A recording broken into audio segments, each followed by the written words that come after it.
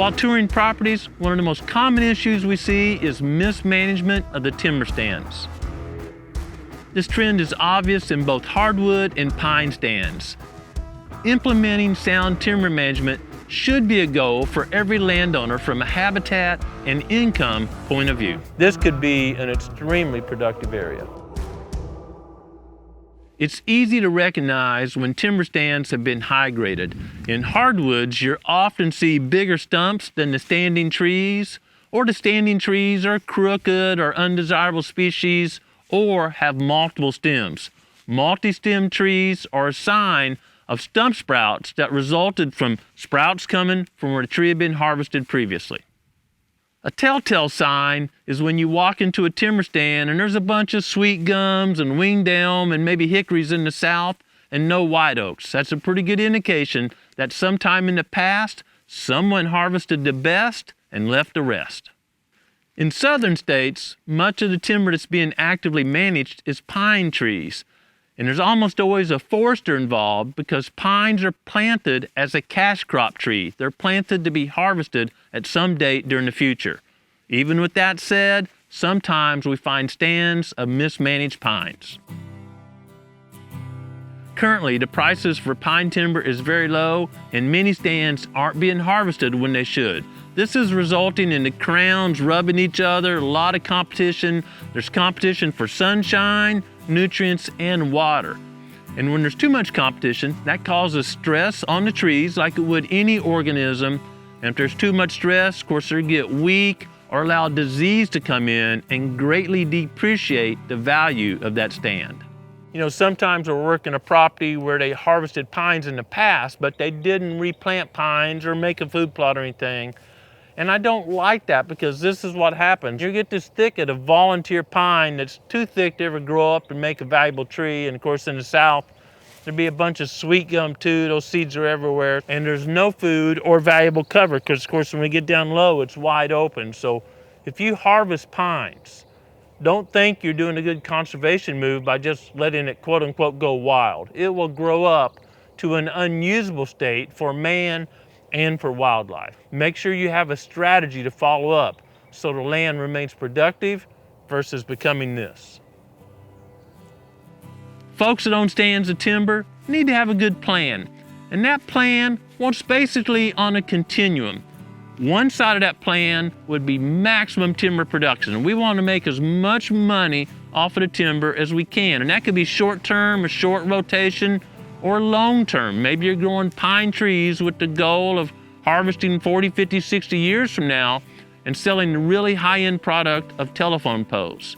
But the other end of that continuum is maximum wildlife habitat value. Either end is pretty extreme and there's a lot of room in the middle where both income and wildlife habitat can work hand in hand. Growing Deer is brought to you by Bass Pro Shops and Cabela's. Also by Reconics, Winchester, Avian X Decoys, Lacrosse Footwear, Fleet Outdoor Apparel, Morel Targets, Hoyman, Hooks Custom Calls, Summit Tree Stands, RTP Outdoors, Yamaha, Fourth Arrow, Onyx Hunt, Scorpion Venom Archery, Case IH Tractors, Burris Optics, Bloodsport Arrows, Code Blue, D-Code, G5 Broadheads, Prime Bows, and Redneck Hunting Blinds. Even if the landowner has a timber management plan for each individual stand of timber on their property, they need to realize that the wildlife portion of that can change throughout the growth of that stand. Let's take an example. Let's say you've recently harvested some timber and you've just site prepped and replanted. And there's nothing out there but pine trees about 6 inches tall right now. They just got planted within the last month or so, and it's pretty much a biological desert. But as time goes on, grasses and forbs will grow up between those pine seedlings and provide high quality wildlife habitat for a number of species.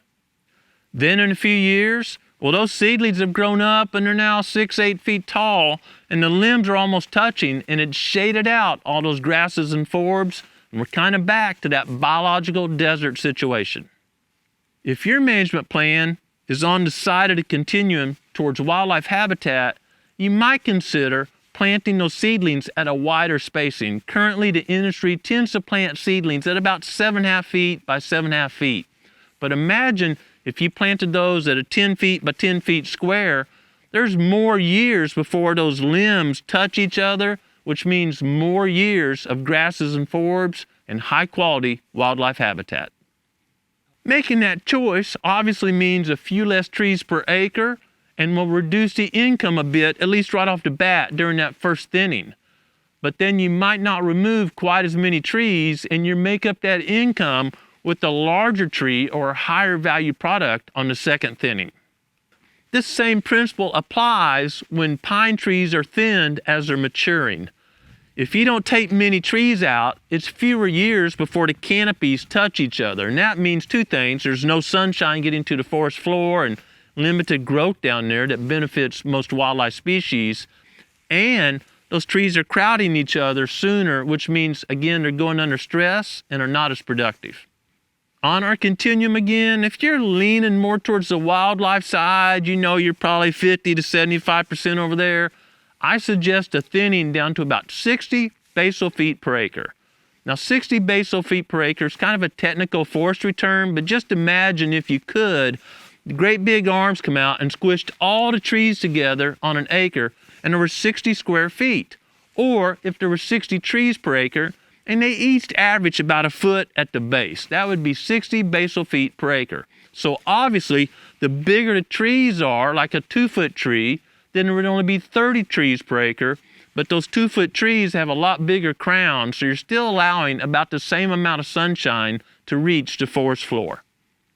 Thinning patterns change as the stand matures. You know, if you've got a whole bunch of trees, you planted at 7.5 feet by 7.5 feet, and they're all 6-8 inches, that's a different thinning pattern than you're thinning at 30 years of age and you've got some 18-inch trees out there.